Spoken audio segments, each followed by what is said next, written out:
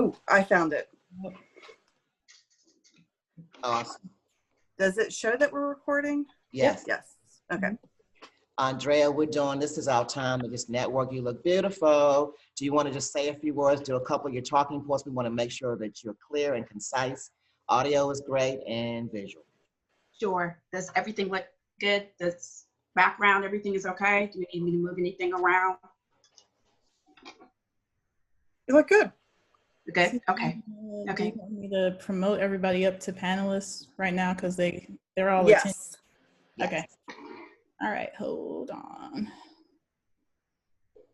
You look great. I'll start at the bottom. Thank you. And Oh, that's why it's moving.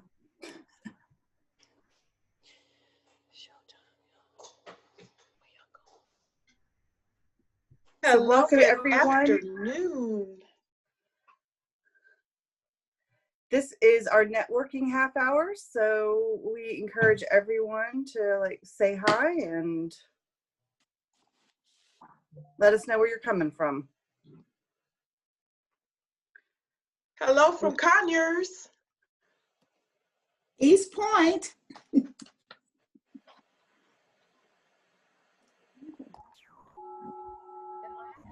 Hello. Hi. Hello. Hi, Demetris. Good afternoon. How are you? I'm good. How are you? I'm good. Hi, Tracy. Linda. Hi, Linda. Hi, Tracy. Tracy. Hi, Demetrius. Hi, Lenore. Welcome. All Thank right. you. Hi, Hello, Carla. everyone. Hello, everybody. Hello. Wait a minute. Hey, from Peachtree Corners. Hey. Welcome, Betty. Hello, Brenda Rigby. Hello, this is Denise Winston from the DMV, Springfield, Virginia. Hello, Denise. Denise Winston. Hello. Welcome. Thank you. Happy to be here. Thank you for coming. This is Carla McManus. I'm Marietta by way of Atlanta, Georgia. Welcome. It's great to have you here. So nice to meet everyone. Hello.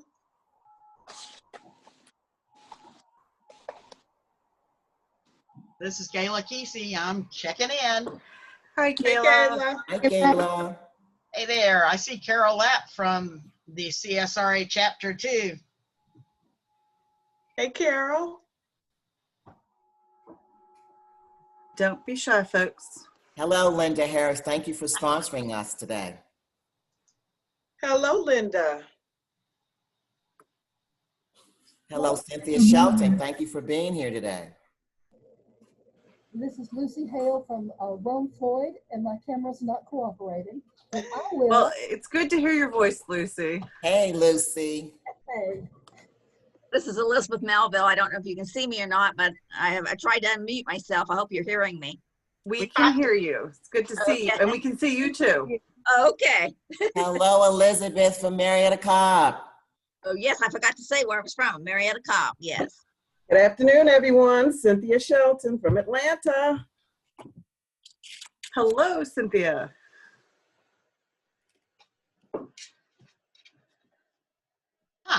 Mine's coming in as Carol Lapp, so let me change that. Rename who I am.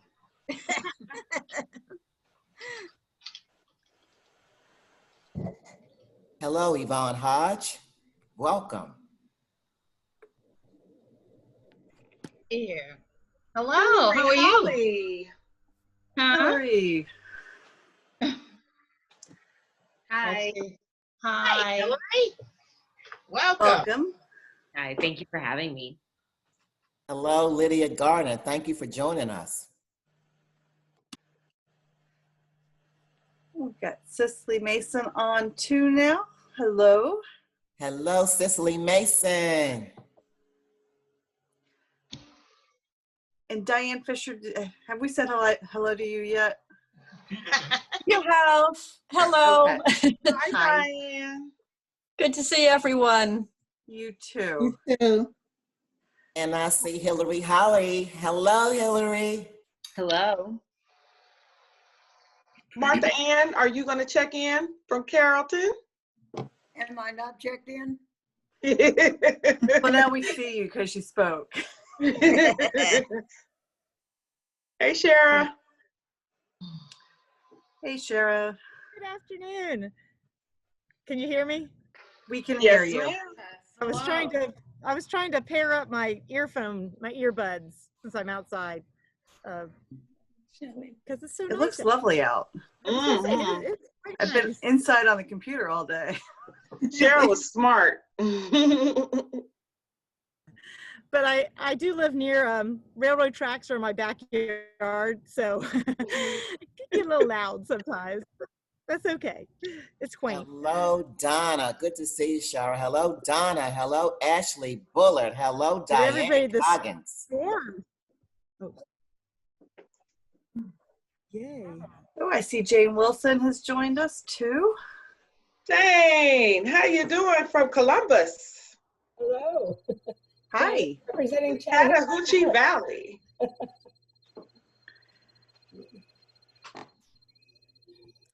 Hello. Hi, Cicely. Cicely. Hi. Just want to make sure everybody can hear me. How are you all doing? Hello, Cicely. Hi, Linda. How are you? We are Great super to see you. fantastic. You look beautiful. Thank you. You do too, as always. Thank you. And it's great that we can hear you. That means we'll be able to hear you a little later on.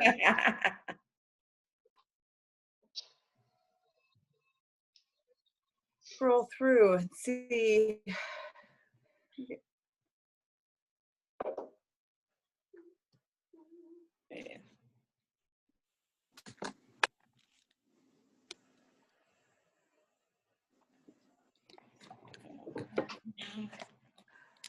What exciting things are happening in Columbus these days? Are you guys keeping busy? Well, it's hard to say. I do actually have some dates coming up soon to do some presentations for voter registration. We have a headquarters office for Goodwill here in Columbus, and they asked me to come to their career center 2 times in September to interact with some potential, with some of their clients to see how they're doing as far as being registered or registering if they're not. And so we don't know how that'll work out, but we'll find out. And I've also been invited, there's a young high school student here that's started a program called Your Vote, Your Voice. She started last year doing assemblies in high schools and then registering the kids to vote. And of course, this year that's kind of been shortcut a little bit, but she's doing something at our Civic Center next Saturday and has invited me to, and a couple of our other members to join her in that afternoon. So we'll see. It's been a while since we've done any actual voter registration, although we did go to a couple of marches last month to register people. So that's great. And they've actually, the Columbus Historic Society is doing a plaque dedication on Wednesday to honor Augusta Howard, who was an early person in the League of Women Voters and from Columbus. And so that was all planned as some of our back in March and April timeframe for celebrate events of the Centennial year. We were going to be joining in with them, and now they are scheduling it for this coming Wednesday. So I just found out about it, so I'll put it on our Facebook page too. So that would be great. If you get photos, we'd love to share them on Facebook and on our website. Yeah. Hello, Carol. Hello, Joyce. Thank you for joining us. And Jane McGregor. Hello, everybody. Anybody else got any exciting stuff going on in their local leagues? Because I'll call on someone else.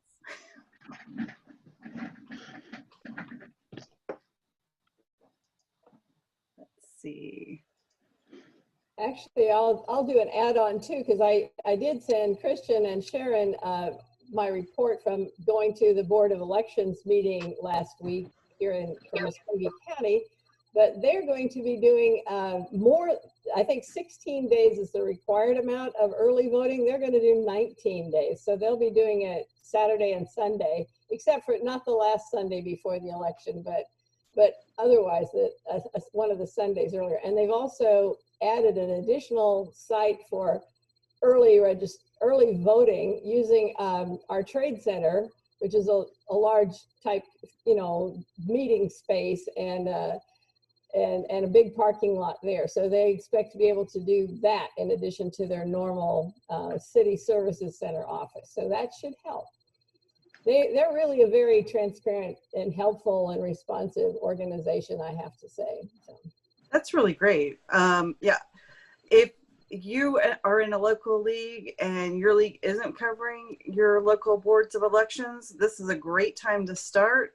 Sharon Blackwood will be more than happy to talk to you guys about the process of being an observer for the Board of Elections. But this is a really critical time as everyone's gearing up to November 3rd.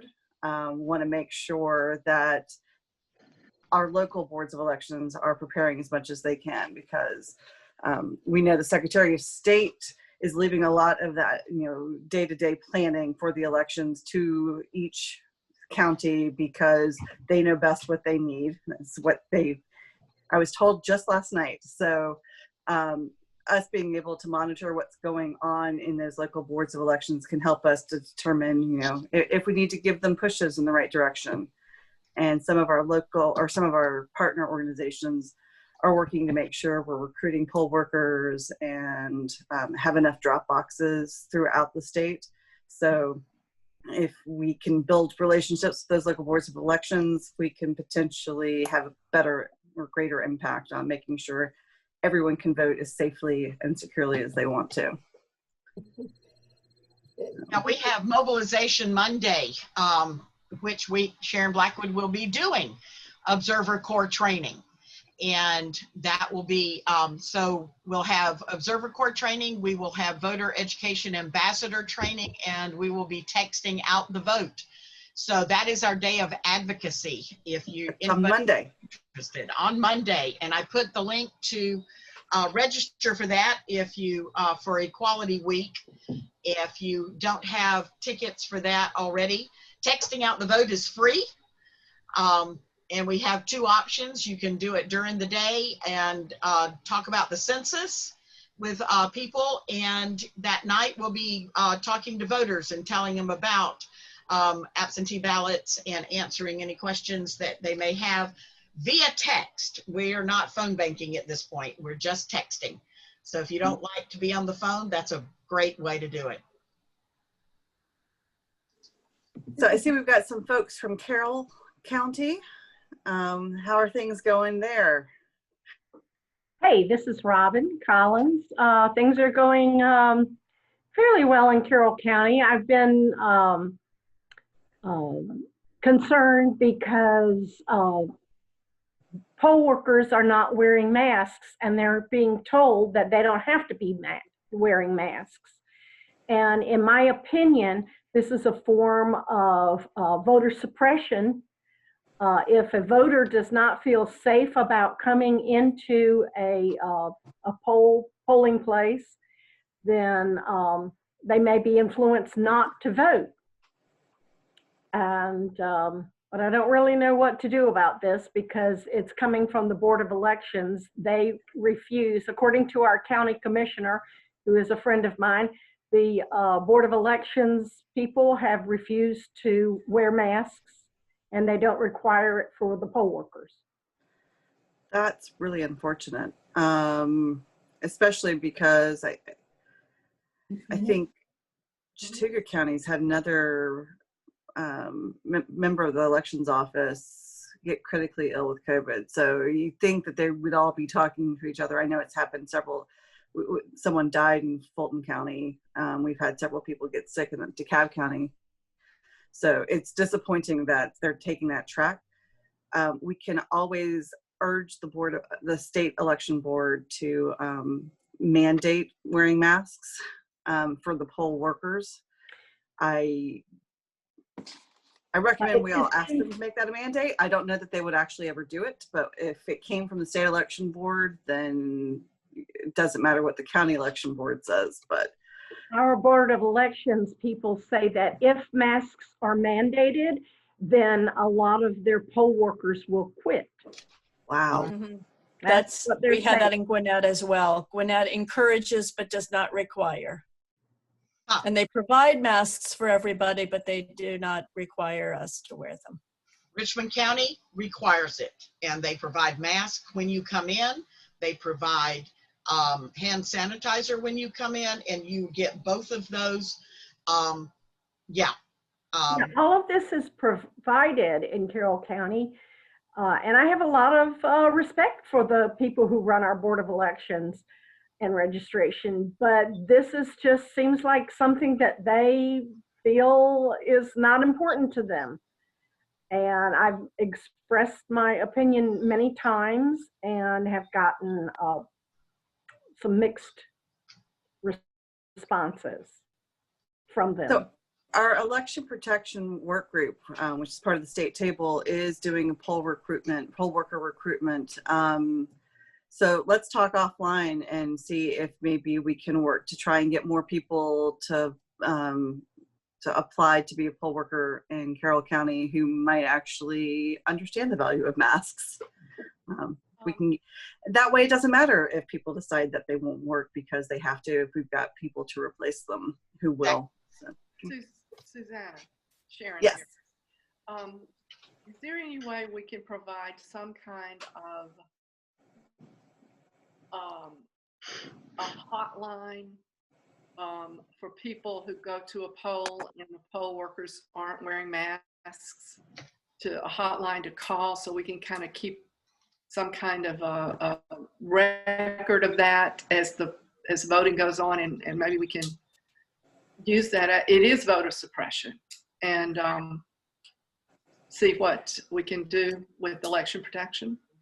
That's a good question. I will ask, I'll reach out to the rest of the election protection team and see if, I mean, there is the hotline 1-866-OUR-VOTE, OUR vote. So I'll check in and see if they would want that type of a call coming into that line, if they would want that to be something separate. Excuse me, Suzanne, this is Elizabeth Melville. Can you hear me from Yes. Marietta Cobb? One of the problems out here in Marietta Cobb was of course, they're always concerned about costs. Marietta is always about the costs. And they requested donations. Now, one of our league members, I think maybe a couple of them, made some masks and took them in and donated to them. I was going to call and see if they still needed masks. And I have found a place where I can buy them very reasonably, and I was going to see that we maybe donated some to them. I don't know if that is some of the problems in some of the other counties. I don't know if they're considering the cost of them. I can't say, but I do know that our person who's in charge of the election office requested donations of the mask. Now, they actually provide masks in our packets, along with hand sanitizer and cleanser and cloths and all kinds of stuff. But the poll workers just refuse to do it. What I'm wondering is if we couldn't do some sort of a poll on our Facebook page to have people report what their experience was at the last election and how they feel about it, and where they're from, things like that. Don't know if that's possible on our state website, Facebook page. We can look into that. It might, we'll look into it after Equality Week. Okay. Let me know if I can help. Will do. Thank you. I have done poll monitoring through Common Cause, the election protection program. Yes. And we could solicit them to add the question about mask to their form that you fill out when you go to a poll. Christian, do you remember if that's currently on, if it's already been added? I don't think it's on the form, no. Okay. I know it wasn't on August the 11th. Okay. I know we discuss it, but Then with Robin and some of the others that they refuse to wear masks, do they have plexiglass shields? Yes, they do have plexiglass shields, but there are other people who are doing jobs that are not behind the plexiglass shield, such as the person who hands them a sticker, things like that. Mm-hmm. Sorry, that's voter protection, for suppression, in my opinion, and you don't have a right to impact my health if I choose to vote in person. That's just rude, in my opinion. My opinion too. Yeah. And poll workers should not be actually handing out the stickers in this time. They should, like, we have them on a table and we direct people to pick up their own, but we're not actually handing them That's out. what we did at our polling place, and then as they left, we offered them a shot of hand sanitizer, and right. the voters were very, very appreciative of that. Would you like a shot? Yep, I like it. So yeah, Christian and I will discuss it with the election protection work group next Friday. Just raise that question. This is Lucy from Rome Floyd. I have a question. It might not be the time since you just, Susanna said that there's something. I've worked with election protection in the past. I'm not signed up with them now, but we have a particular problem in Rome Floyd County in that we have one of the boxes where you can put in your ballot that's at the library. But the director, the elections commission director, picked up all of the ballots about 2 hours early before the polls closed. I think he knows that we are not happy about that, but I wondered if election protection, I'd be happy to do it if they could assign me or someone else to just sit there all day by that box. There is a camera, but the library is closed. So that's a question that, who did you think I could direct that to, that question? Why don't you reach out to me on Monday and I'll do it. Okay. So, see, we've got more people logged in. I am going to let y'all know it is 3:54. So in about a minute, we're gonna start reassigning the bulk of you to attendee status so that it's just the scheduled speakers who will have access to the microphone. So just be prepared for that. And actually it is now 3:55. So I'm gonna request that you all make yourselves comfortable and prepare for what I think is gonna be a really exciting and informative event. And thank you all for participating in the networking. And we will get started in 5 minutes.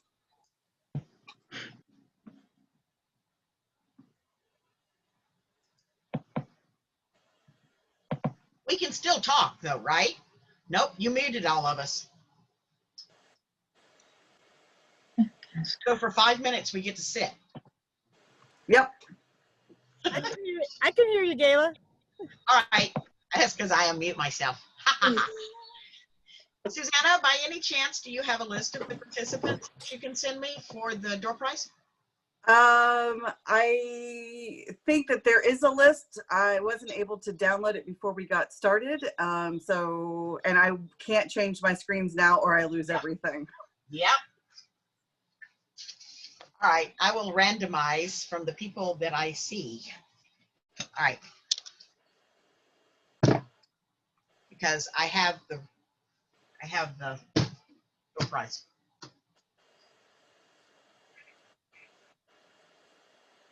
Ladies, if I may just make a comment on the issue with the poll workers. I worked the primary election in Sandy Springs, and we do a training before, you know, the poll workers report for duty. And there's also an oath that you take, and it's understood that we are to wear masks during the entire day, the entire process. So for someone to get on, come on duty and then decide they're not going to do it, I mean, that should never even be an issue from the voters. I mean, they should be dismissed And because we all know what the expectations were before we started. So if we didn't want to wear a mask for the entire day, then we didn't volunteer. So I'm really surprised that that's an issue. And I mean, I can understand that it would be an issue with the voters coming in for the workers not to be protected. So, and there's also always a manager at every poll. So, you know, there should be someone that, you know, if a voter has an issue, can, you know, walk up to and address it at that time as well. So I'm just really surprised at that, because we all understood going in that we needed to wear masks for the entire day. We had the option of wearing our own because, you know, sometimes people have those that are more comfortable that because it's a long day. However, we understood that they were to be worn. So I'm really surprised that that's an issue. And honestly, I think it varies by county by county. I think Robin was saying that the Board of Elections feels that they would lose all of their poll workers if they made it a requirement. Yeah, and so that's the challenge there. You're right. And that's why we're encouraging GeorgiaVotes.org, GAVOTES.org is one of is part of the coalition, the Election Protection Coalition. You can go there to register or to sign up to be an applicant to be a poll worker. And the more poll workers we can get and channel to various counties, the more chance we have of making sure that we've got poll workers that are really dedicated and are willing to wear PPE at the polls.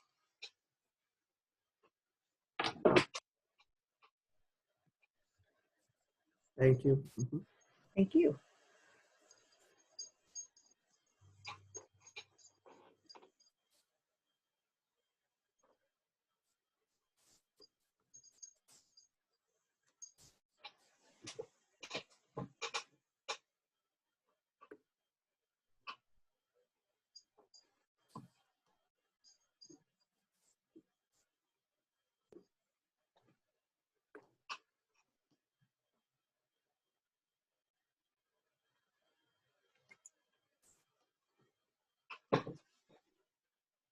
Bear with us, panelists. We are making sure that the guests are getting themselves seated.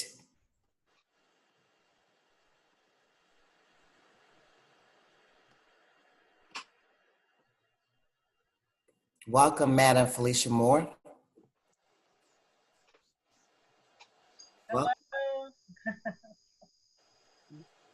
Welcome, Javita Moore.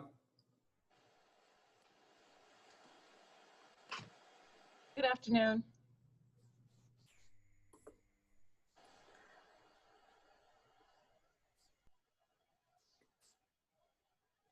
At this time, it looks like we have all panelists with the exception of one, Christian.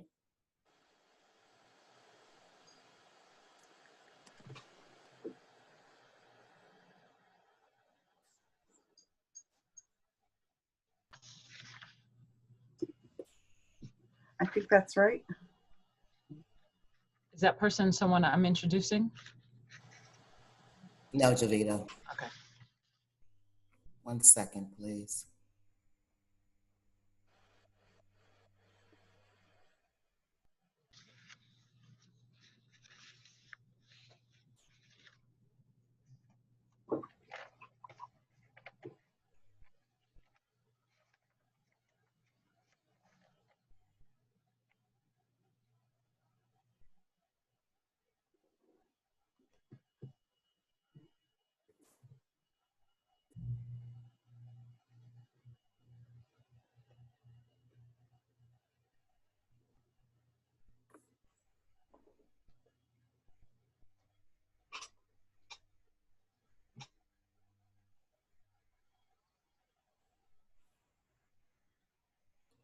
Carrie Chapman Catt founded the League of Women Voters on February 14th, 1920, 6 months before the 19th Amendment was ratified. 100 years of women suffrage. We stand on their shoulders. Hello, my name is Linda Rigby Bridges, and I am the event chair and board director of the League of Women Voters of Georgia. Welcome to the kickoff of Equality Week 2020. Sit back, relax, and enjoy in the comfort of your home our first Power of the Vote virtual event. Today, you are a part of our history. A few house rules. Please mute your lines, turn your volume up, raise your hands if you like what you see, and if you have any comments, feel free to use the chat box. Now, let's begin the program. Susanna Scott is the president of the League of Women Voters of Georgia. She is a native of Georgia who was raised in a politically active family that regularly discusses public policies and local government at the dinner table. A graduate of Mount Holyoke College, Susanna has her Juris Doctor from Georgia State University College of Law and a Master of Law from Trinity College, Dublin. Her master theses explore the development of the right to vote in England and the US. Please raise your hands for our President, Susanna Scott. Thank you, Linda.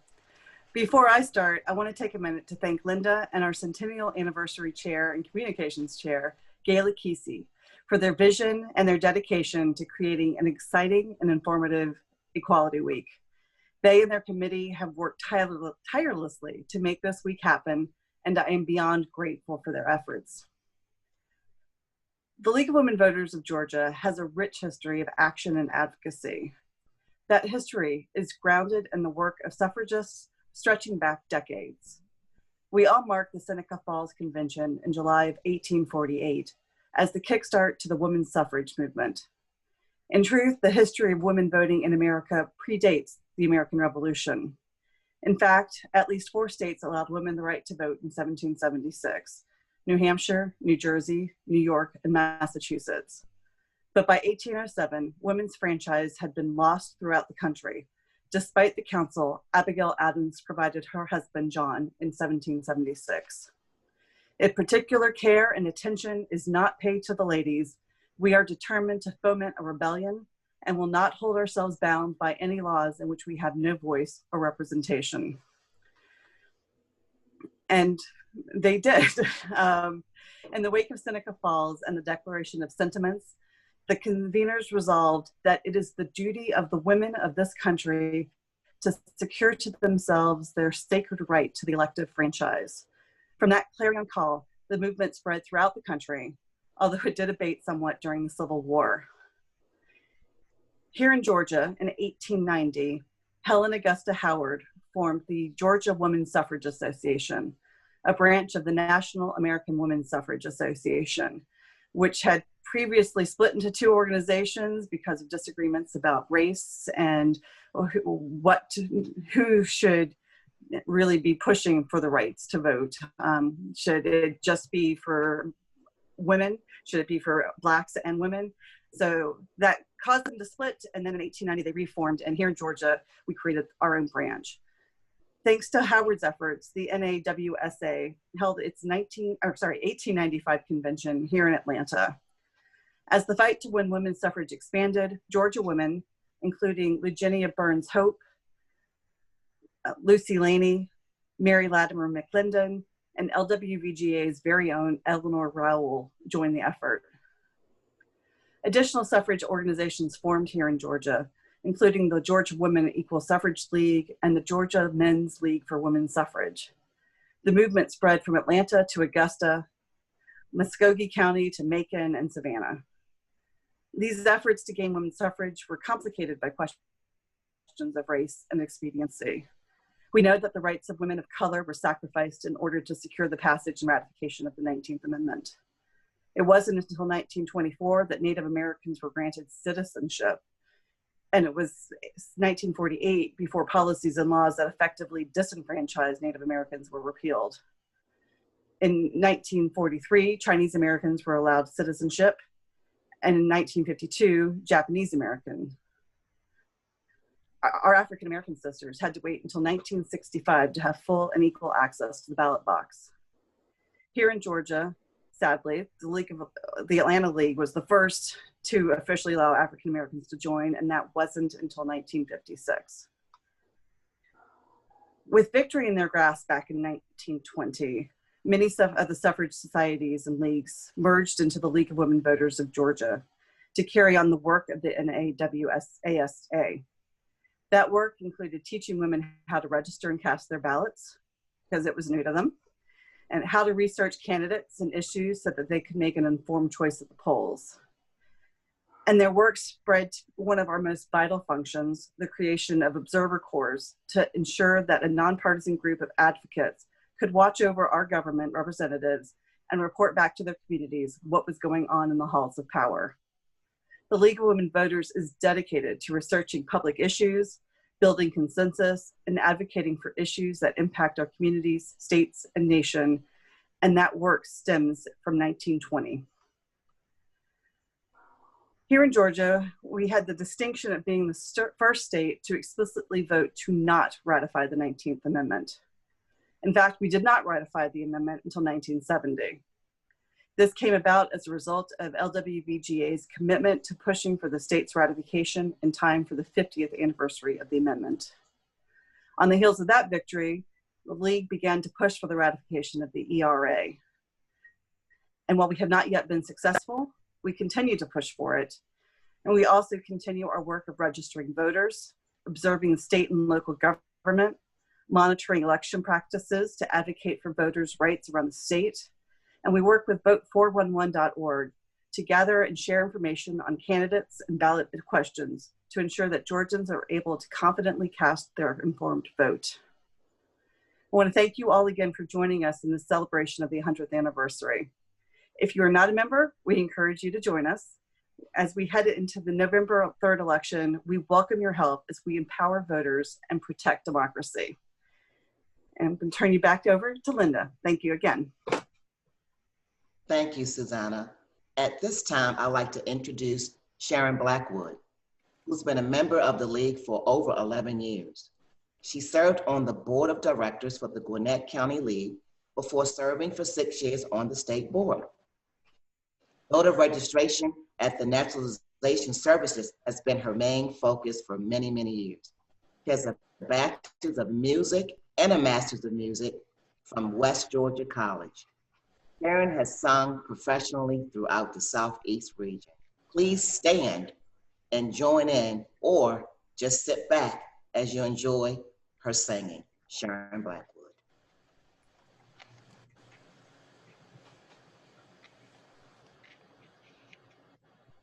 Oh, say, can you see by the dawn's early light what so proudly we hailed at the twilight's last gleaming, whose wrought stripes and bright stars through the perilous fight o'er the ramparts we watched were so gallantly streaming, and the rocket's red glare, the bombs bursting in air, gave proof through the night that our flag was still there.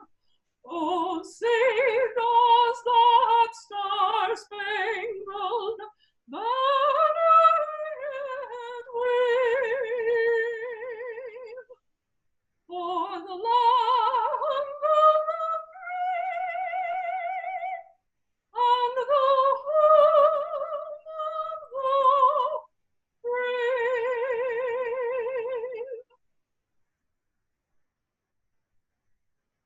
Thank you, Sharon. Now, to officially kick off the rest of this program, please help me and raise your hands for our Mistress of Ceremony, Jovita Moore.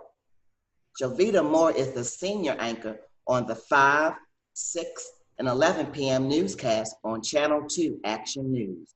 Jovita joined WSB-TV in 1998. Jovita has received several Emmys awards during her years at the TV station. She is most proud of her accomplishment of her children. Please raise your hands as we welcome Javita Moore. Linda, thank you so much for that introduction. It's my pleasure to be here with you all on this Saturday afternoon virtually together. As you can see, it looks like a great program that we have for you here today. So I am excited to hear all of the speakers. At this time, let me start off by introducing Andrea Young-Jones. She currently serves as the South Regional Lead for When We All Vote's Civic Cities program. That's where she works directly with city mayors, local elected officials, and grassroots organizations to increase voter registration and participation to close the race and age voting gap in every election. So please welcome now, Andrea. Thank you, Davida. I'm so happy to be with you all this afternoon. The League of Women Voters is a valid partner for When We All Vote. For those of you who may not know, When We All Vote was launched. When We All Vote is a nonpartisan, nonprofit organization launched by Michelle Obama on a mission to change the culture around voting by helping to increase voter participation in each and every election. With less than 73 days until the November election and 51 days until the start of early voting, we cannot afford to be distracted and cannot fall victim to confusion caused by some in office about Americans casting their ballot in this year's election. Instead, we must stay focused.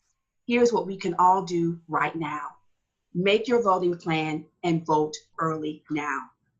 The more votes that are in early, the better to help prevent issues on election day at polling places and where mail-in ballots are permitted. Do not wait. After checking your voter registration status, make a plan to vote in person by mail, and make sure all your friends and family do the same.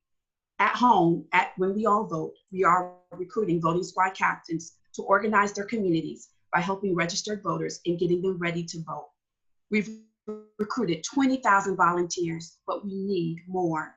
Head to whenweallvote.org to volunteer with us and to become a voting squad captain. And while there, check out our voting resource hub to check your status and request your ballot. whenweallvote.org/VRH. And as voting rights in our country are threatened, we want to make sure that you know your rights. Check our Know Your Rights page to recognize voter suppression and work with us to help fight it by calling it out and making your plan to vote.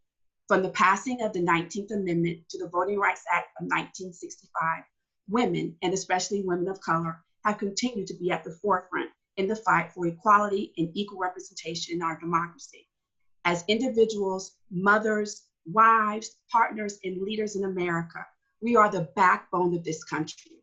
For the last 5 midterm elections, women have turned out to vote at higher rates than men. We not only understand the importance of voting, but the impact voting has on all aspects of our lives and the lives of our friends and family and community. From your state representative to your district attorney, judges, mayors, and all the way up to the ballot to the president. Every single position we vote for plays a role in shaping the policies that affect our day-to-day lives. But being a woman voter isn't just about focusing on the future. It's about remembering the history that brought us here. When we vote, we honor the women who fought so passionately to guarantee our rights with the 19th Amendment, including the Black women excluded from the story, and women who continue to fight today. These uncertain times that we are living in now show how important it is to register and equip everyone with the tools, knowledge, and resources we all need to vote this November. When women lead, everything changes. We get things done and we take action, as we always have, to ensure a better and brighter future for generations to come. There are a lot of amazing women with us today to talk about the power of your vote and how you can play a vital role in your family and community in the days ahead. And with that, I would like to introduce inspiration to me and to many around the world, the founder of When We All Vote, Michelle Obama.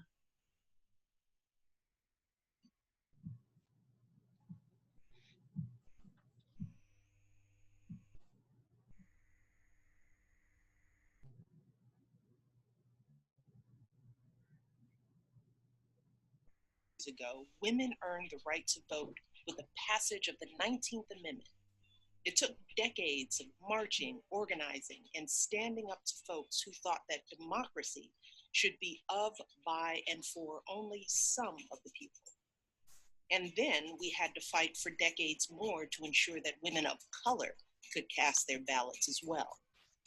These victories were hard won, but the struggle was worth it, because our foremothers knew that our vote is our voice. It gives us the power to determine the course of our lives and the direction of our country. And this year, in this election, we cannot take that power for granted, and we cannot give that power away by failing to use it and letting other people speak for us. That's why I'm asking each of you to go to whenweallvote.org and join me in making sure that everyone you know is registered to vote. Now, I've asked for your help before, and you didn't disappoint. In 2018, women showed up to the polls in a major way. And this year, organizations like United State of Women, Jack and Jill of America, and a number of sororities within the Pan-Hellenic Council are already out there registering people across this country. And I need every single one of you to join them, because we all know that some people out there are just hoping that we decide to give up our power and stay home on election day. But we can't let that happen. Not this year, not any year. We owe it to ourselves and to our kids and grandkids to make our voices heard. That's what our mothers and grandmothers did for us. And now it's our turn. So go to whenweallvote.org and join me and so many other women who love this country and want to do our part to shape its future for ourselves and for generations to come. Thanks so much, and God bless.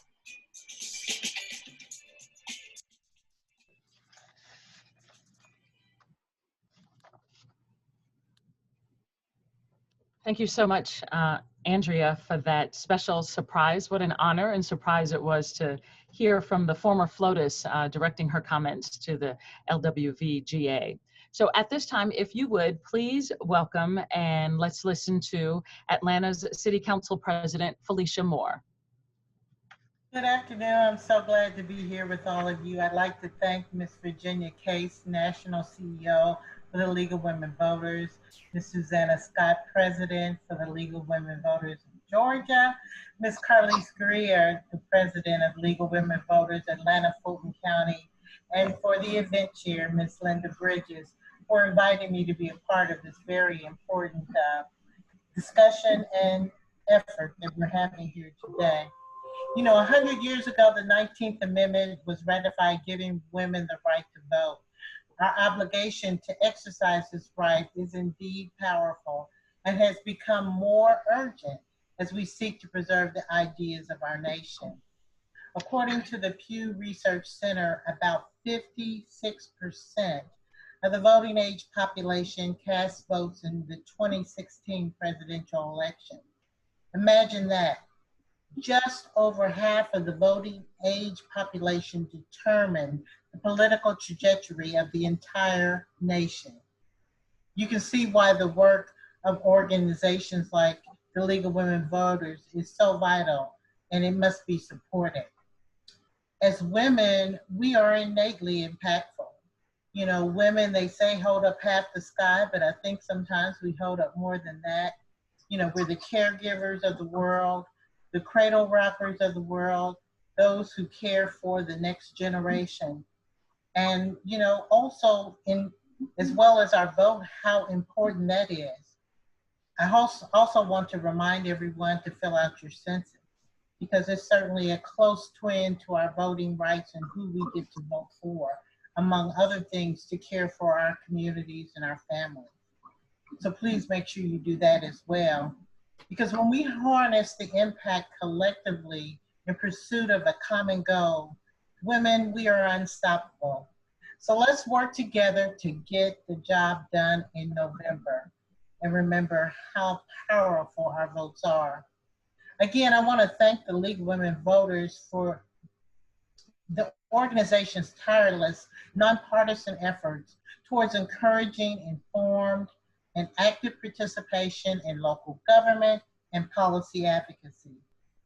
As we approach the October 5th deadline for registering to vote in the November 2020 election, let us all continue to commit to the getting out the vote in every way we can and supporting the work of this dynamic organization.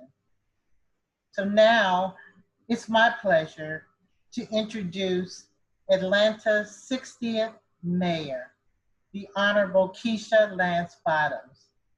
Mayor Bottoms could not join the event in person today. However, she has prepared some special remarks for the audience in this upcoming video.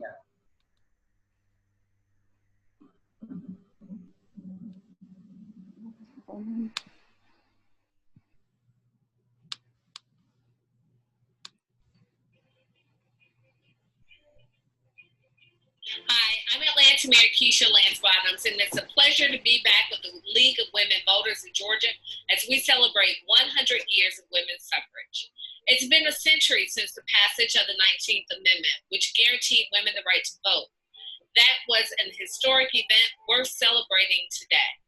As Ida B. Wells once said, the way to right wrongs is to turn the light of truth upon them. Giving women the right to vote was like turning an extra powerful light of truth on America. Unfortunately, voting equity remains a constant battle. Even today, we see attempts to restrict, obstruct, and roll back our voting rights. In Georgia and around the country, we are facing attacks on our freedom that aim to stifle our voices. During the primary this summer, we saw residents forced to wait in long lines at fewer polling places, especially in our Black and brown communities. We're seeing manufactured controversy creating suspicion around absentee ballots. And we're seeing attempts by the White House to dismantle the U.S. Postal Service before our very eyes in a blatant attempt to hamper voting by mail. We can't allow things like this to stand.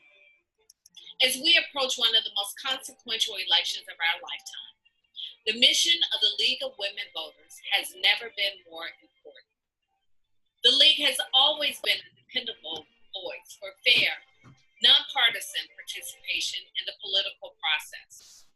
We need you to help us protect the freedoms won by pioneers such as Eleanor Roosevelt, Ida B. Wells, Mary Church Terrell, and even John Lewis.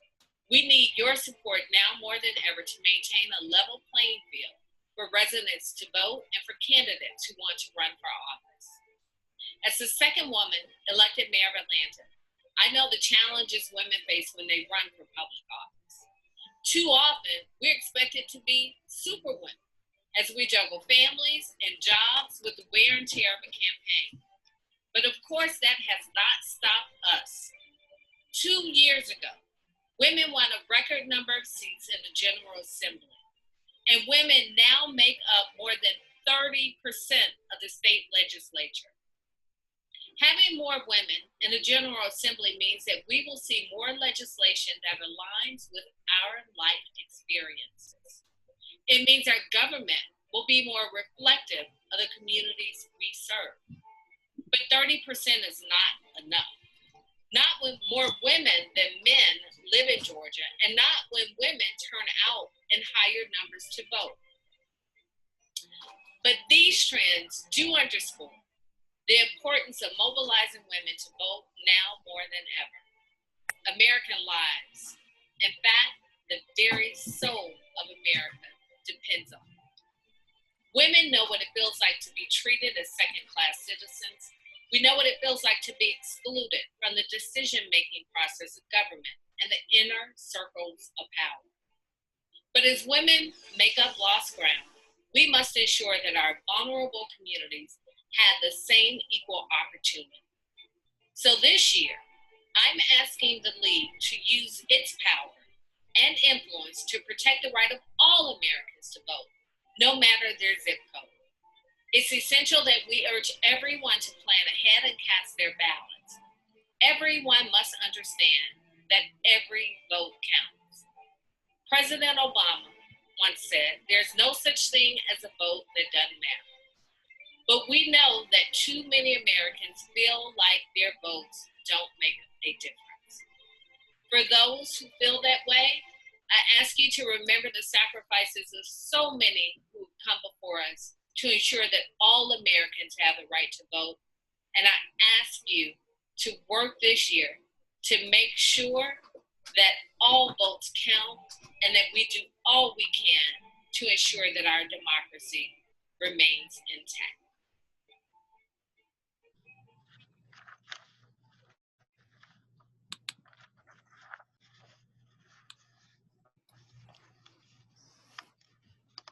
Thank you to Mayor Bottoms and also to City Council President Felicia Moore for your remarks. We want to take this time to acknowledge the elected officials and special guests who are in attendance with us today. We know that we can't see you, but we know you're there, and we appreciate your service to Georgia's communities as well as your support of the League of Women Voters. Up next, I want to introduce Tracy Atkinson. She is past president of the LWVGA. Tracy was the first African-American woman elected as president of the League of Women Voters in Georgia, and she will now join us to conduct a roll call of the local leagues. Tracy? Thank you, Jovita. I have been a proud member of the League of Women Voters of Georgia for almost 20 years now. I've watched us grow, survive an economic depression, and begin to thrive again, all in my short tenure, especially since we have members who have been with us for over 40 years. The League has representation across the state of Georgia, north, south, east, and west. We are registering and educating voters with candidate forums and voter guides and issue forums as well. We are also observing government leaders from the state capitol to local boards of elections. We currently have leagues that, as I read your league name, please, if you're on the Zoom, put your league name, website, Facebook page, or just greetings from your league in the chat box so everyone can see. We have leagues in Atlanta. We have Augusta, which is the League of Women Voters of Central Savannah River area. We have the League of Women Voters of Carrollton. We have the Chattahoochee Valley covered, which is in Columbus, Georgia.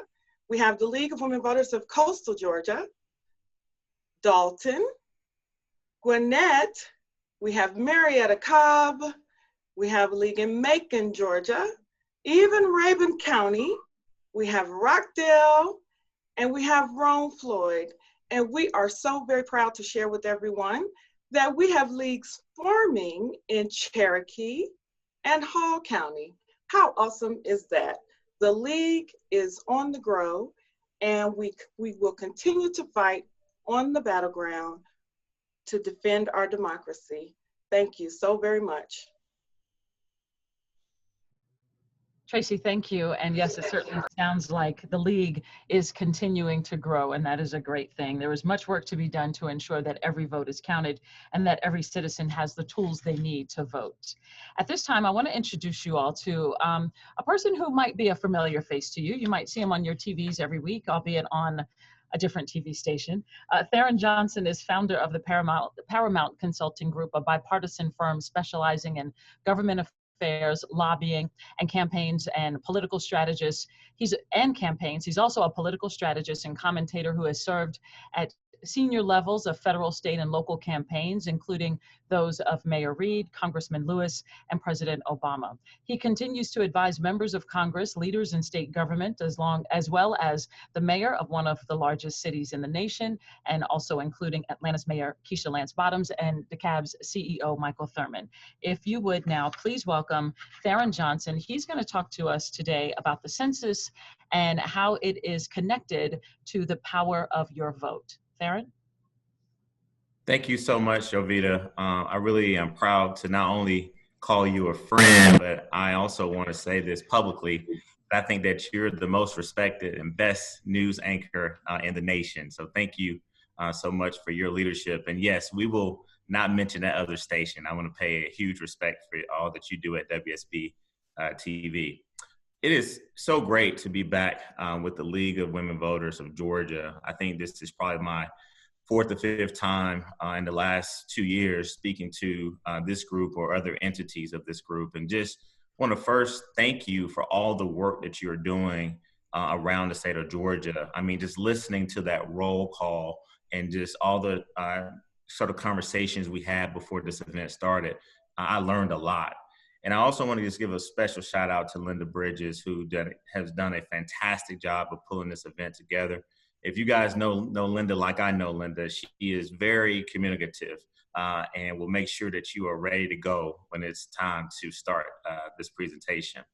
So I'm really here to talk to you all today about really two things. And we'll start with the U.S. Census. And as many of you all know, I had the honor and pleasure of serving as a co-executive director for the Everyone Counts campaign here in Georgia that Governor Kemp put together and working with the State Complete Count Committee. And as we are here with roughly about 5.5 weeks to go, Georgia is doing okay, but we can do better when it comes to filling out our census form. You heard Council President Felicia Moore encourage us to do so, and I just want to again encourage you all to not only fill out yourselves, but if you have so already, make sure that your family members, other members of your organization understand how important this is. Now, there's a couple things that have been changed recently since the last time I spoke to you all. So before, we thought that we were going to have until the end of October to complete the census. And that is total completion, whether it's you mail your form in or if you've done it online or if you've called.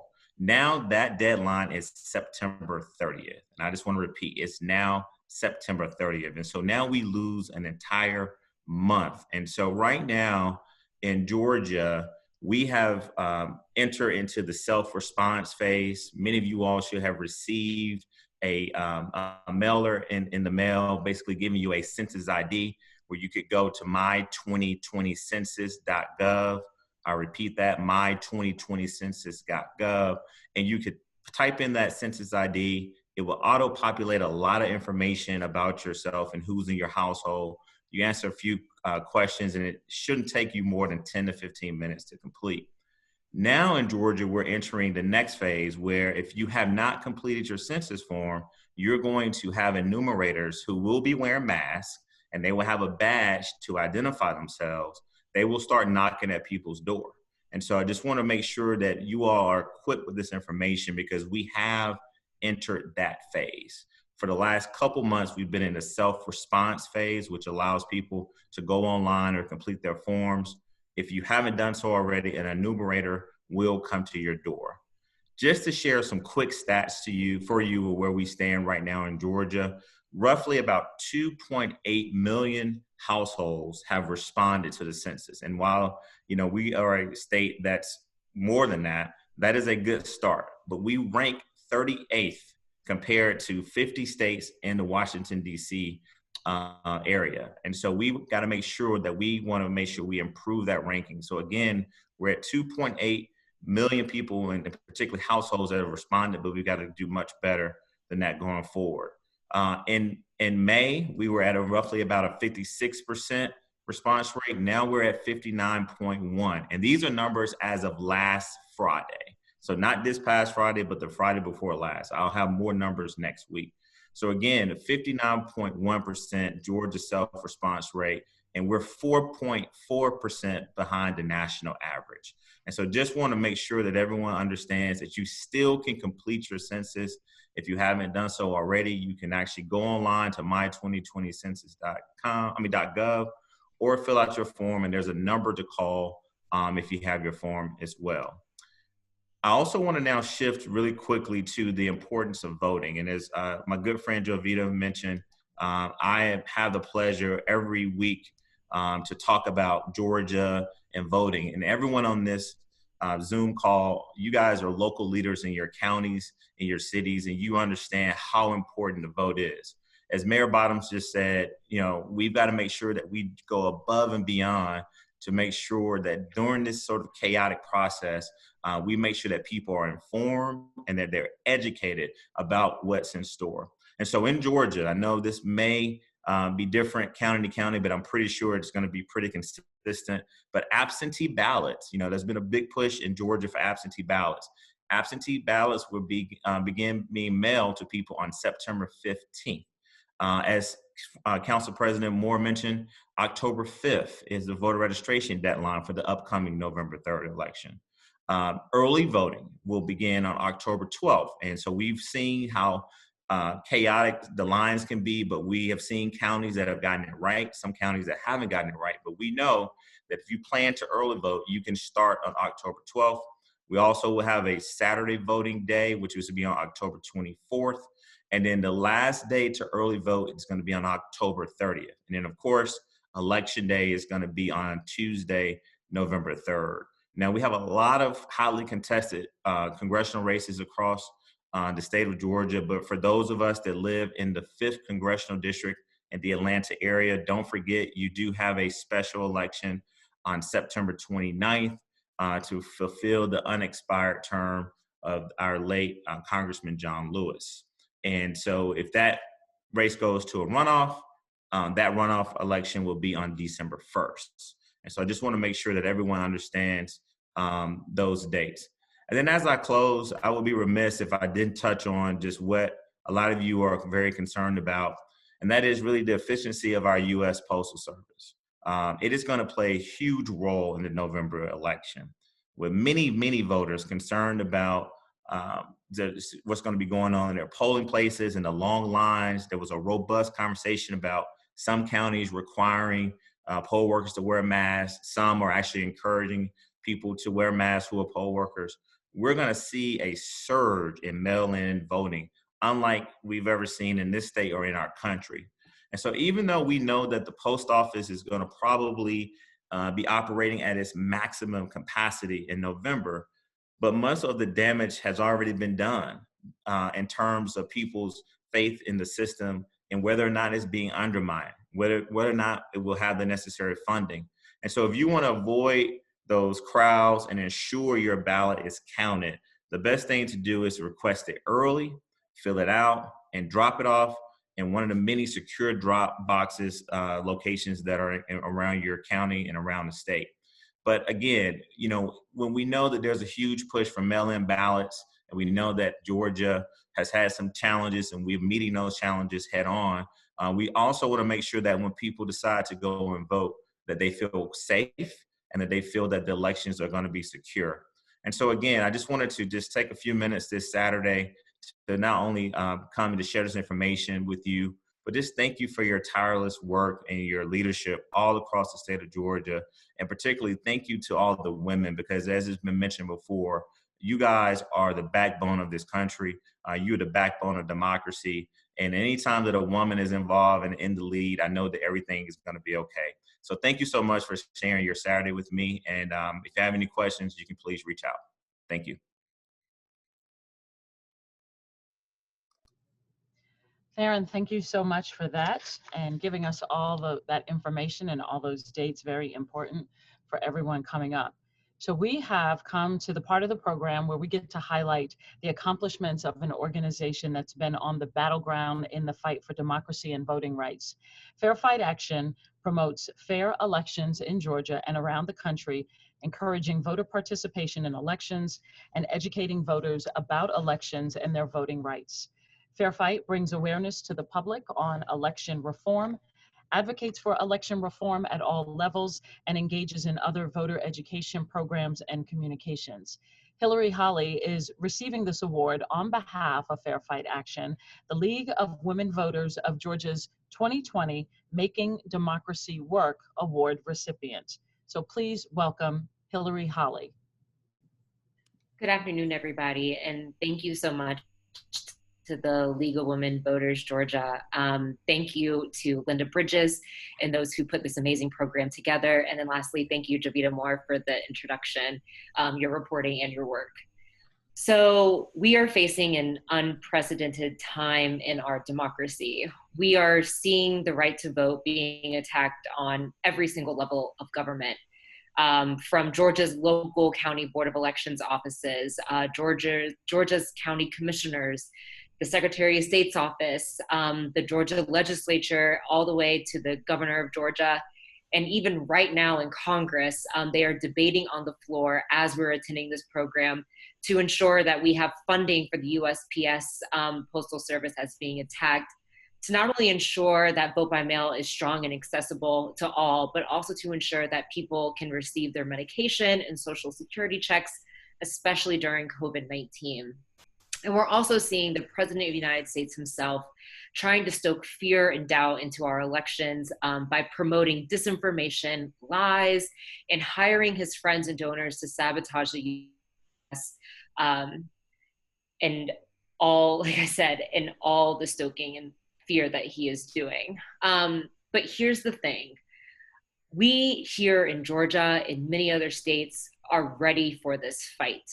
The League of Women Georgia, the League of Women Voters, Georgia, Fair Fight Action, and several voting rights and civil rights groups in the state have been preparing for this election for 2 years now. Right after the 2018 elections, we saw what it was like to watch an election be manipulated and sabotaged right before our eyes. And it woke up thousands, but made people like myself and you all on this call double down on our efforts that we have been doing for so long.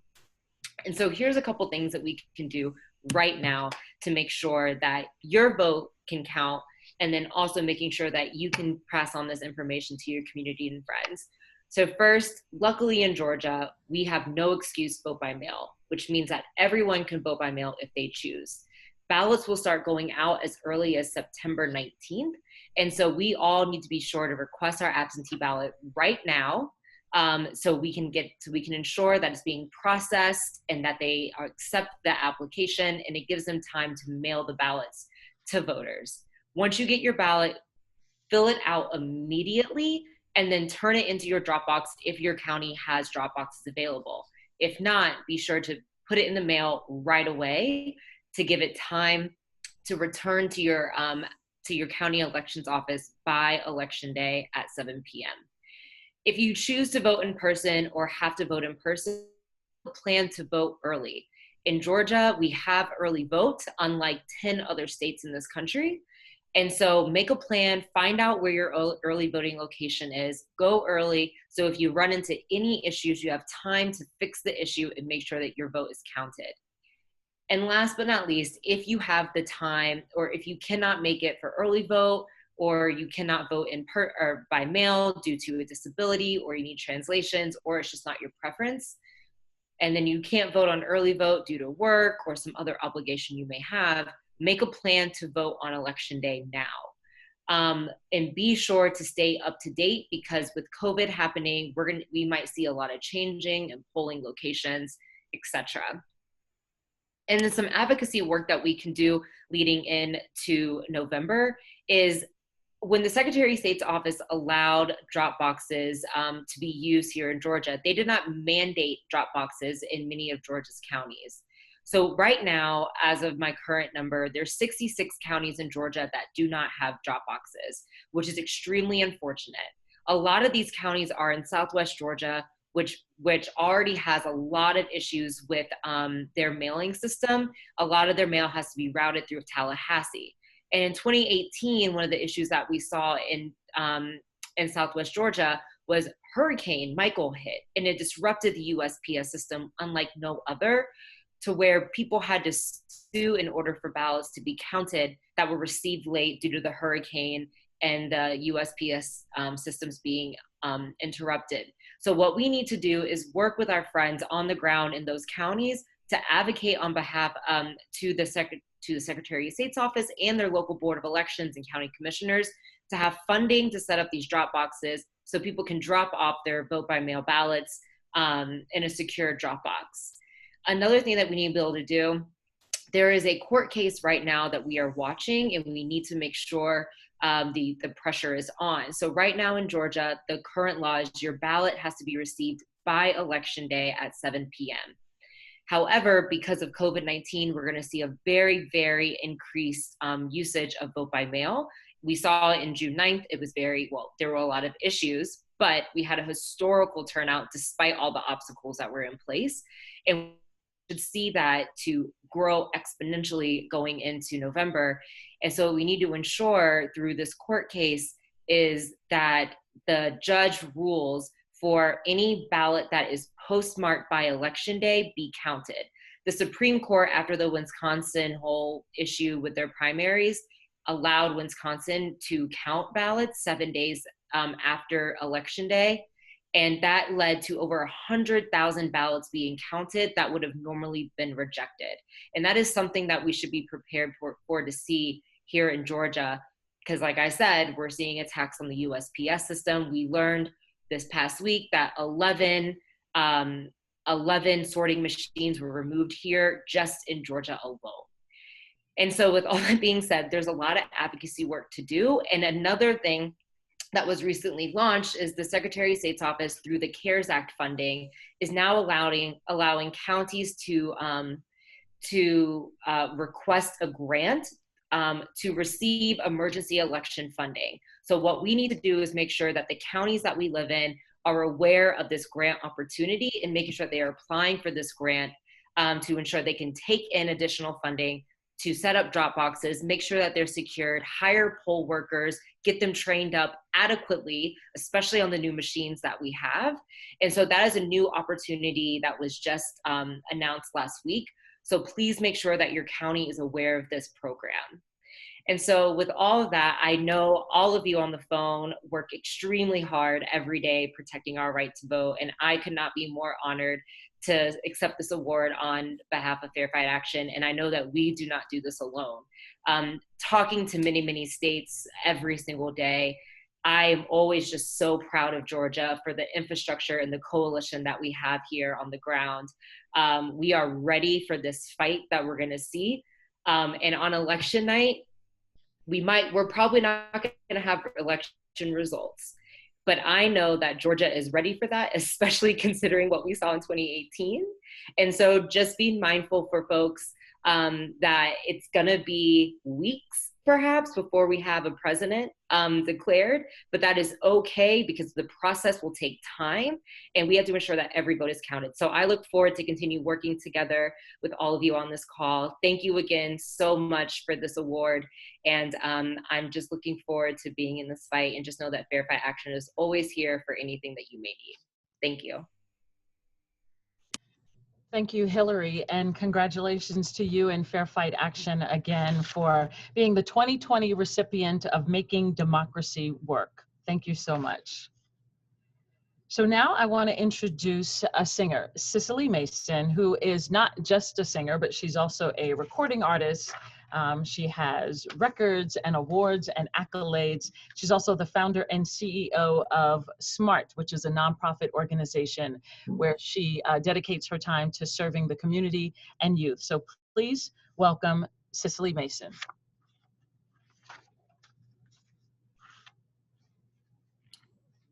Lift every voice and sing till earth and heaven ring.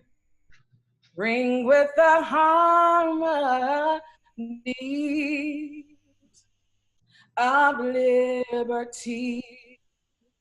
Let our rejoicing rise high as the listening skies. Let it resound loud as the rolling sea. Sing a song full of the hope that the dark past has taught us. Sing a song full of the faith that the presence has brought us, facing the rising sun of our new day, begun. Let us march on till victory. Victory, victory is won. Now this is one that I love, and I can hear my ancestors say, victory is mine. Victory is mine. Victory today is mine. I told Satan to get thee behind. Victory today is mine. Now I'm reminded of the great Dr. Martin Luther King and Congressman John Lewis, and in my spirit I hear, glory, glory, hallelujah, glory, glory, hallelujah, glory, glory, hallelujah, his truth is marching on. His truth is marching on, facing the rising sun of our new day begun. Let us march on till victory.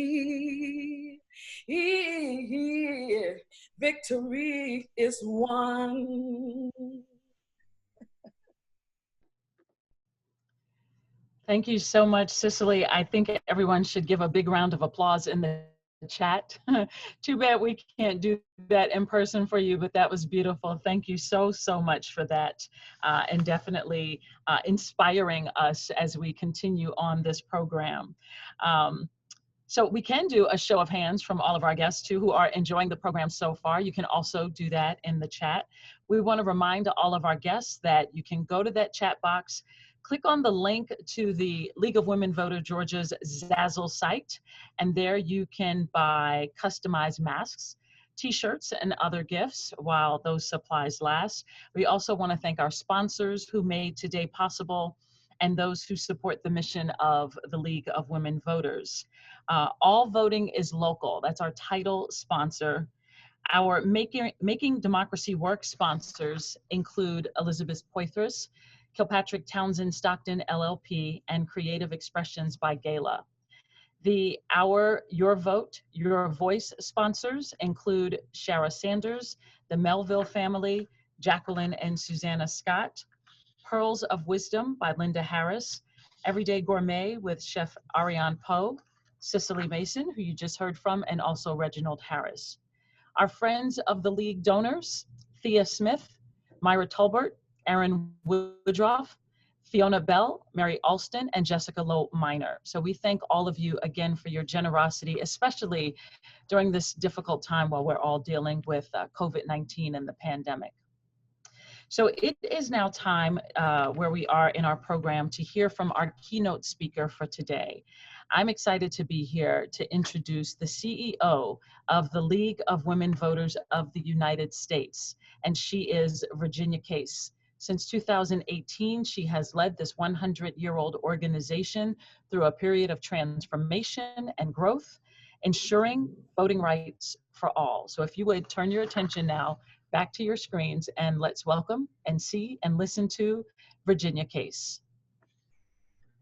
Well, hello, everyone. I am so excited to be here today. Hi, Susanna and Tracy and Linda and all the wonderful League members who are joining us today, and all of the wonderful guests and the speakers. I have to say, Cicely just brought me to church and I feel motivated and inspired. So it's really, really soul nourishing what we just heard. And I want to thank you for that because it just lifted my spirit so much.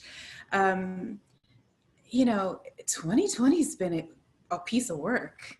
I don't know about how all of you feel, but I feel like it has just been nonstop. And I want to just start before we even get into my remarks, I want to honor two incredible leaders, our national treasures that we lost recently, Reverend C.T. Vivian and the Honorable John Lewis.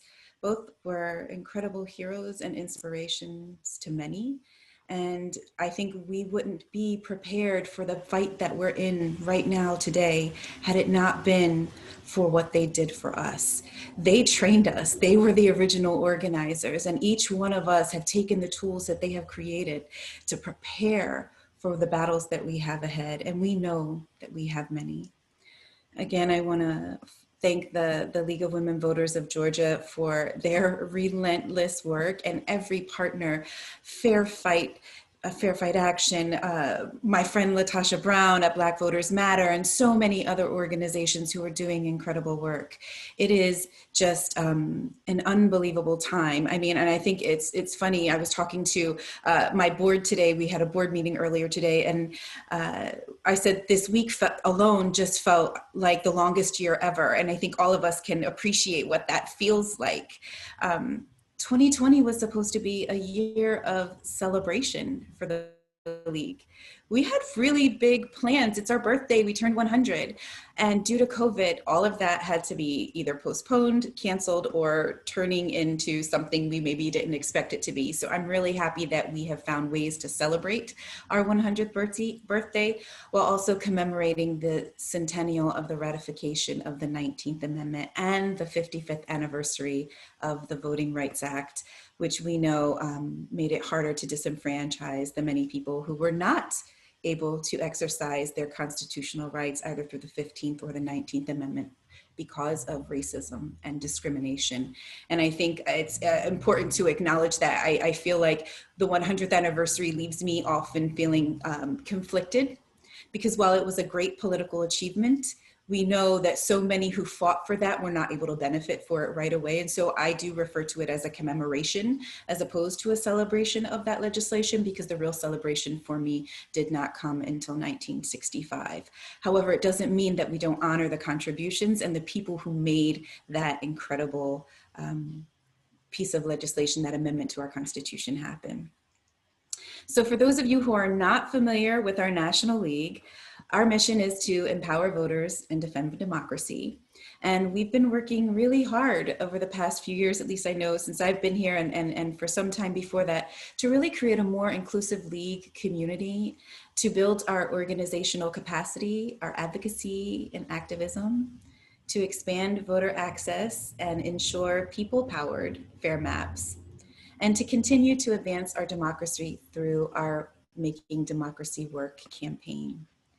We've laid the groundwork for much of this, deepening our commitment to diversity, equity, and inclusion, and coming to terms with our own organization's history to tell our story authentically and honestly, which has been an important part of how we enter our next 100 years. Now, as I said, 2020, if it's any indication of where we are as a country, I think we can all agree that we have a lot of work to do. Our democracy, it's struggling. We see voting rights under attack. We see racial inequality, health inequality, economic inequality, a major climate crisis, and many other injustices happening to people in our country. And unfortunately, most often they are Black, Indigenous people of color. And none of these things are random or disconnected, despite the fact that many will try to make it seem like it's otherwise. These problems came before and existed before this administration. But we know that even though they may feel like big problems, and especially when you're in them, it feels big, it feels heavy, but we have to be reminded that we are bigger than the obstacles that we face. We hold a lot of power. People died and struggled for us to have this power. So right now, it is more important than ever that we find ways to come together across racial and cultural, religious, and economic lines to combat these injustices and the challenges that we face. And our founders knew that A true democracy, it derives from casting our votes and raising our voices. So it's important that we walk into this moment in history, and it is a historic moment, that we are on the right side of history, and we do so with conviction and courage as a welcoming and inclusive country, where all who want to sit at democracy's table feel welcome. And that's our mission. That's what we are fighting for. And we need to stand in our power. And we need to speak up for what is right and what is just. And my gosh, the way this country is so ripped apart right now, the polarization, we know that it won't be easy. We know it's hard. And for some people have to stand up to the people that you least expected to have to challenge or hold accountable. And in some cases, it's your friends and neighbors and family members who may hold different values and beliefs. And it's not going to be a walk in the park. We know it's not going to be easy. But after all, how are we defending democracy if we aren't standing up for it when it most matters? And when democracy is attacked, we just simply can't stay neutral. Our lives, the lives of every single one of us, our children, our future grandchildren, they all depend on what we do in this moment. And so it requires us, not only the League as an organization, but for us as humans, as brothers and sisters in this country, to stand in our positions and advocate for what is right and just. And to stand in the defense of this Constitution, and we know it's the Constitution itself will continue to be a living document that's a work in progress, but we have to stand in defense of it right now. You know, the thing about the League is that we know we are a nonpartisan organization. And so I know for some people, when we talk about left and right and we talk about the political polarization that's happening in our country, I want to just explain to some of you for how we see it at the national office, because at the national office, we know that nonpartisanship doesn't mean that we don't have positions or opinions. I mean, after all, we are an advocacy and voting rights and democracy focused organization. So it doesn't mean that we can't call out bad behaviors of elected leaders or thank those who are our champions. And it doesn't mean that we don't criticize bad policy, because we know there's bad policy out there. For us, being nonpartisan means that we are not beholden to any party or candidate, and we don't support or endorse them. And we don't attack them. We always promote civil discourse when possible, and we try to be respectful, but we use our voices, and we stand up, and we stand firm in our values and our positions and what is morally right and in defense of our laws. And we're able to disagree as long as it's rooted in our organizational positions and values and beliefs. Because here's what it comes down to. The matters that we're working on right now, they shouldn't be partisan. For decades and decades, they weren't partisan. People on both sides of the aisle in both administrations, the Voting Rights Act, the idea that it wouldn't be renewed was not even a question. It was something that George Bush did. It's something that has been renewed by presidents on both sides of the aisle. But yet we find ourselves with a gutted Voting Rights Act and an opportunity to be able to have it restored, the now John Lewis Voting Rights Act that is sitting in the Senate.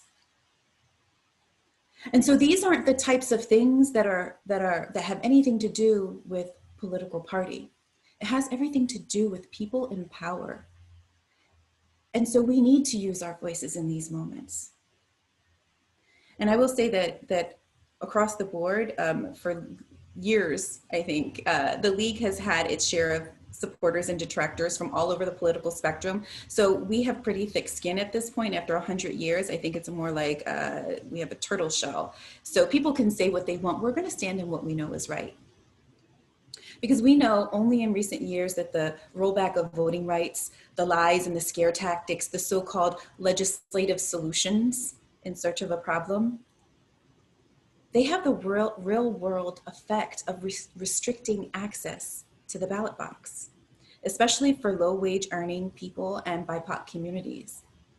And it's only in recent years that these things have become, you know, formed a strict partisan line in the sand.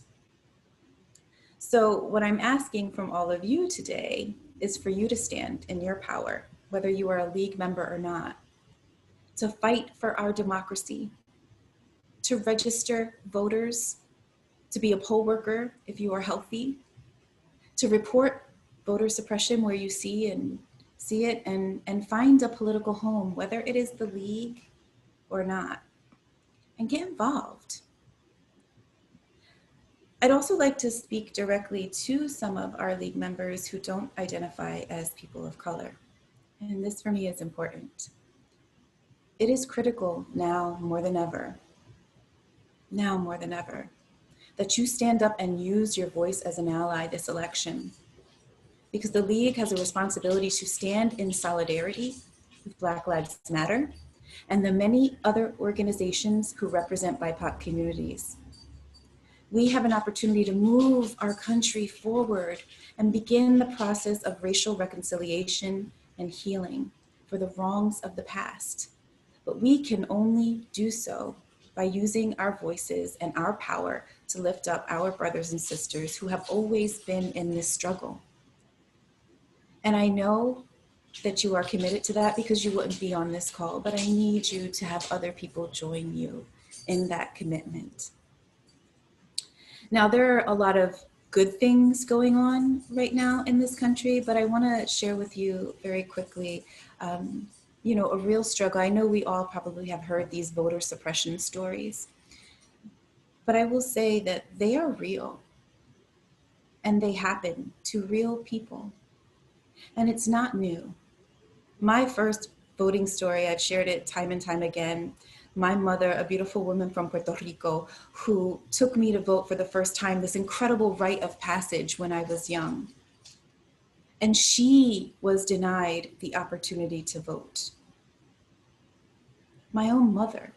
And so for me, this is deeply personal. This past election, my two sons, both young brown and Black men, their ballots were rejected when they voted by mail. And I live in Maryland, a state that is progressive and blue, because of the challenges with the US Post Office. And that's why when we talk about protecting voters at the national office, the other things that we are doing is we are engaging in litigation and supporting litigation throughout the country. We have more than 50 voting rights lawsuits taking place right now as we speak. And states throughout the country working with state leagues to make sure that we are protecting access to the ballot box, including, as we speak, a lawsuit that was filed this week in partnership with our friends at the Urban League and Common Cause, being represented by the Lawyers Committee and Arnold and Porter, suing the US Post Office, specifically the US Postmaster General, to remedy the damages that have already been done. And we know that there have been damages that have been done, and we are just beginning to uncover it. Just a tip of the iceberg of what we know. And so we want to prevent any further damage from being done and mitigate what has already happened. And that means that so many of us will have to show up in many ways that we had not expected to have to. But I know we can do this. And the other thing that we have a real responsibility to do is to put forward a communication strategy at the local, state, and national level, working with our friends in the media to make sure that they start to prepare their viewers and their readers and the people that they inform in their communities that we will not have certified elections on election night. The networks will not be able to call it. There's going to be simply too many ballots mailed in. It's going to take time to certify these elections. So we need to begin to prepare people that while there is an excitement, there is going to be a delayed celebration, so to speak, regardless of who you're voting for, to find out if your candidate wins.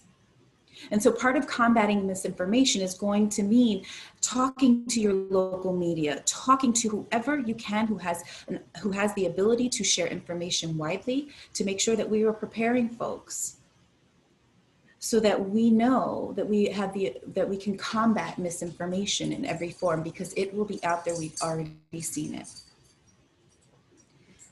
And last, I think, is making sure that not only we are helping individuals and people that we know have their own voting day plans, but the organizations that we belong to have our voting day plans. Because there will be widespread reports of voter disenfranchisement. Lord knows, Georgia, you guys are ground zero for everything that could go wrong in an election. So you know better than everybody else. Not only having an election day plan for ourselves, but helping everybody we know have one. And the organizations that we belong to being able to be prepared to triage and do rapid response so that we can go out there and lift up challenges when we see them. But I feel more confident than ever that we have incredible people who will be able to do this, because everybody wouldn't be on this call if we weren't. I just want to thank you all again for the opportunity to come. I don't want to be Debbie Downer, so I want to leave you with some inspiration. We have been winning many of those lawsuits left and right. We are fighting the good fight. We have so many lawsuits that we have already won, being able to strike down signature requirements and signature matches, making sure that postage is paid.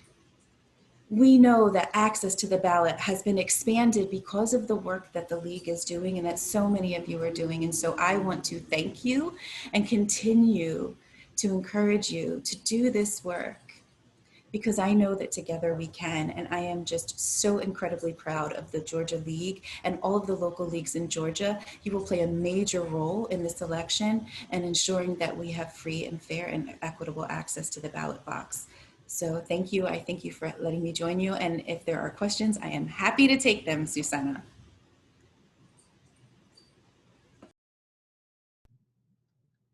Thank you so much, Virginia. We can encourage folks to leave questions for you in the chat, but we appreciate you and thank you again for your words of encouragement and for joining us here today. I want to thank all of the program participants and our audience spending their Saturday afternoon with us.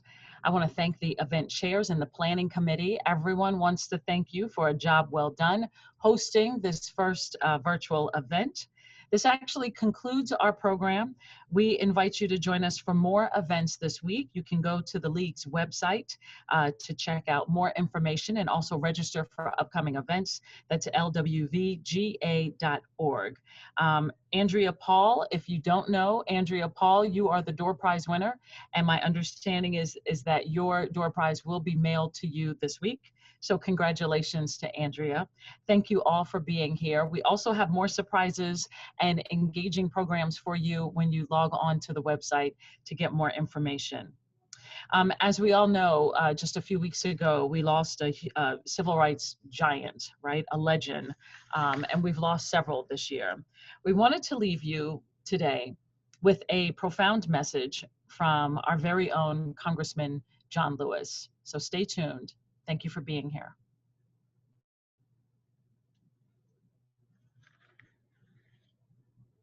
While my time here has now come to an end, I want you to know that in the last days and hours of my life, you inspired me. You filled me with hope about the next chapter of the great American story when you used your power to make a difference in our society. Millions of people motivated simply by human compassion laid down the burdens of division. Around the country and the world, you set aside race, class, age, language, and nationality to demand respect for human dignity. That is why I had to visit Black Lives Matter Plaza in Washington. Though I was admitted to the hospital the following day, I just had to see and feel it for myself, that after many years of silent witness, the truth is still marching on. Emmett Till was my George Floyd. He was my Rayshard Crooks, Sandra Bland, and Breonna Taylor. He was 14 when he was killed, and I was only 15 years old at the time. I will never, ever forget the moment when it became so clear that he could easily have been me. In those days, fear constrained us like an imaginary prison, and troubling thoughts of potential brutality committed for no understandable reason were the bars. Though I was surrounded by two loving parents, plenty of brothers, sisters, and cousins, their love could not protect me from the unholy oppression waiting just outside that family circle.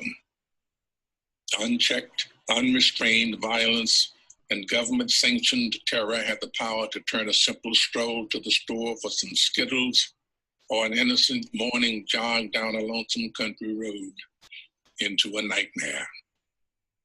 If we are to survive as one unified nation, we must discover what so readily takes root in our hearts that could rob Mother Emanuel Church in South Carolina of her brightest and best, shoot unwitting concert goers in Las Vegas, and choke to death the hopes and dreams of a gifted violinist like Elijah McClain. Like so many young people today, I was searching for a way out, or some might say a way in. And then I heard the voice of Dr. Martin Luther King Jr. on an old radio. He was talking about the philosophy and discipline of nonviolence. He said we are all complicit when we tolerate injustice. He said it is not enough to say it will get better by and by. He said each of us has a moral obligation to stand up, and speak out. When you see something that is not right, you must say something. You must do something. Democracy is not a state. It is an act. And each generation must do its part to help build what we call the beloved community, a nation and world society at peace with itself. Ordinary people with extraordinary vision can redeem the soul of America by getting in what I call good trouble, necessary trouble. Voting and participating in the democratic process are key. The vote is the most powerful nonviolent change agent you have in a democratic society. You must use it because it is not guaranteed. You can lose it. You must also study and learn the lessons of history because humanity has been involved in this soul-wrenching existential struggle for a very long time. People on every continent have stood in your shoes through decades and centuries before you. The truth does not change, and that is why the answers worked out long ago can help you find solutions to the challenges of our time. Continue to build union between movements stretching across the globe, because we must put away our willingness to profit from the exploitation of others. Though I may not be here with you, I urge you to answer the highest calling of your heart and stand up for what you truly believe. In my life, I have done all I can to demonstrate that the way of peace, the way of love and nonviolence is the more excellent way. Now it is your turn to let freedom ring. When historians pick up their pens to write the story of the 21st century, let them say that it was your generation who laid down the heavy burdens of hate at last, and that peace finally triumphed over violence, aggression, and war. So I say to you, walk with the wind, brothers and sisters, and let the spirit of peace and the power of everlasting love be your guide.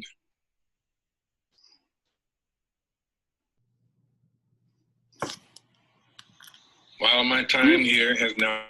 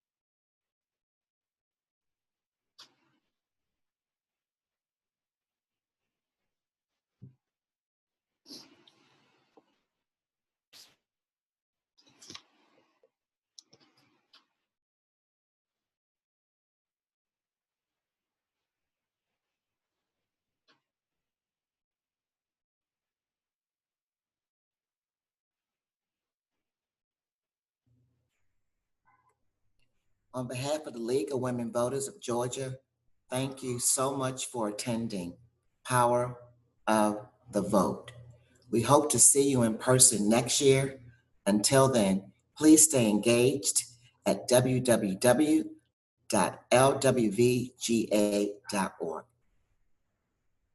Thank you and good night.